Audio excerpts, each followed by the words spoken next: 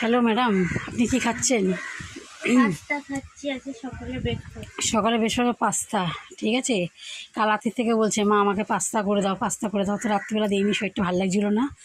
তো ঘুম থেকে উঠে দাঁত ফাত মেজে বলছে এবার আমার পাস্তা করে দাও। ঠিক আছে, তো পাস্তা করে দিয়েছি। দেখো আমি একটু খেলাম ওর থেকে নিয়ে, এটা আমি একটু খেয়েছি ওর থেকে নিয়ে। এটা হচ্ছে ও পাস্তা খাচ্ছে, দেখো। ঠিক আছে, আচ্ছা কেমন হয়েছে বাবা পাস্তাটা? দারুণ হয়েছে।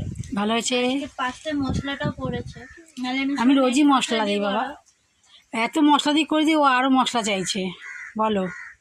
না, আমি শুধু বলছি যে পাস্তা মশলা দিয়ে করেছে। এমনি সব ম্যাগি মশলা দিয়ে করে সেটা আলাদা লাগে, এটা এখন অনেক ভালো। ও কখন ভালো লাগে কখন ওর ভালো লাগে না আমি বুঝতে পারি না। ঠিক আছে, চলো পরে দেখা হবে।